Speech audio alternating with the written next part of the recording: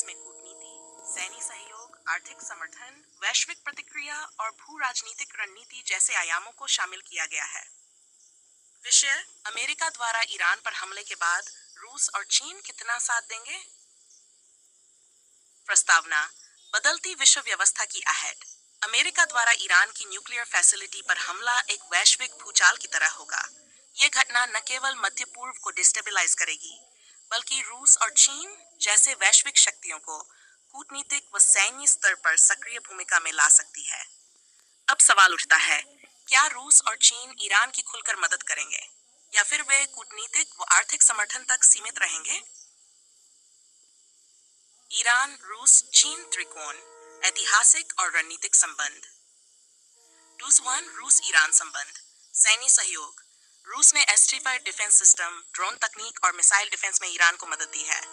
Syria model: Syria में बशर अल असद की रक्षा करते हुए रूस ने ईरान के साथ साझा सैन्य अभियानों का नेतृत्व किया। कूटनीति: रूस ने संयुक्त राष्ट्र में हमेशा ईरान को अमेरिकी प्रतिबंधों से बचाने की कोशिश की है। 2.2 चीन ईरान संबंध। 2 वर्षीय रणनीतिक समझौता। इसमें $4 बिलियन का निवेश और तेल व इंफ्रास्ट्रक्चर में भागीदारी शामिल है। BRI एंड रोड इनिशिएटिव में ईरान एक महत्वपूर्ण नोड है। तेल व्यापार: चीन अमेरिकी प्रतिबंधों के बावजूद ईरान से सबसे बड़ा कच्चा तेल खरीदने वाला देश रहा है। सैन्य समर्थन: रूस और चीन क्या सैन्य रूप से हस्तक्षेप करेंगे। रूस की संभावित सैन्य भूमिका: प्रत्यक्ष हस्तक्षेप की संभावना कम, लेकिन हथियारों की आपूर्ति जैसे S-400 short range missile system, cyber युद्ध में अमेरिकी इंफ्रास्ट्रक्चर पर हमले की रणनीति, ब्लैक सी या आर्कटिक क्षेत्र में नाटो को उलझाकर ध्यान भटकाना। चीन की सैन्य रणनीति: चीन प्रत्यक्ष युद्ध से बचता है, लेकिन इलेक्ट्रॉनिक वॉरफेयर और GPS जैमिंग जैसे टैक्टिक्स में सहयोग कर सकता है।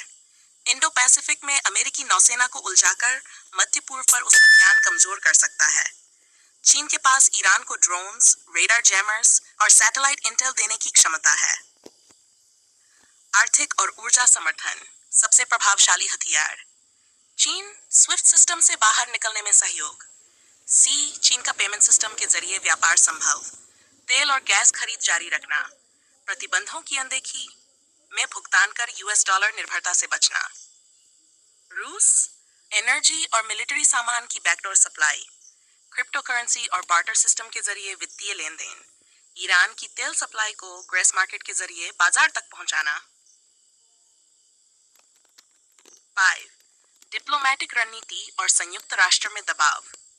रूस चीन दोनों ही UNSC संयुक्त राष्ट्र सुरक्षा परिषद के स्थायी सदस्य हैं। वे अमेरिका के खिलाफ वीटो पावर का उपयोग कर सकते हैं। BRICS, SCO Shanghai cooperation organisation जैसे मंचों पर ईरान को और अधिक समर्थन मिल सकता है। अमेरिका को अंतर्राष्ट्रीय मंचों पर अलग थलग करना, विशेषकर यदि हमला बिना UN समर्थन के हुआ। 6 अन्य संभावित रणनीतियां: हाइब्रिड वार और प्रॉक्सी वारफेयर।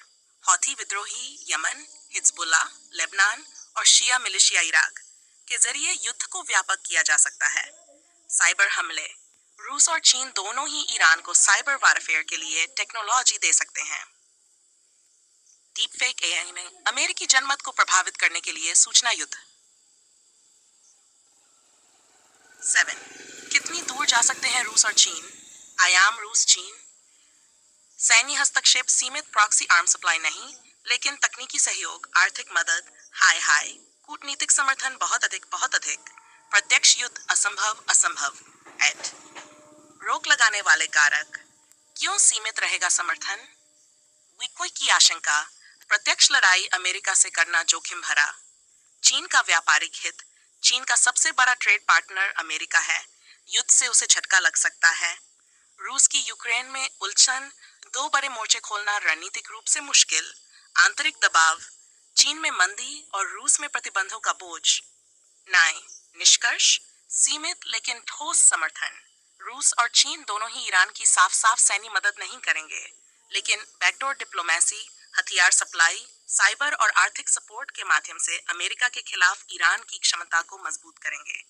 इसका नतीजा पूर्ण वैश्विक युद्ध न होकर एक नया कोल्ड वार 2.0 हो सकता है, जिसमें एक ओर अमेरिका इजराइल सऊदी गठबंधन होगा और दूसरी ओर ईरान रूस चीन त्रिकोण। Then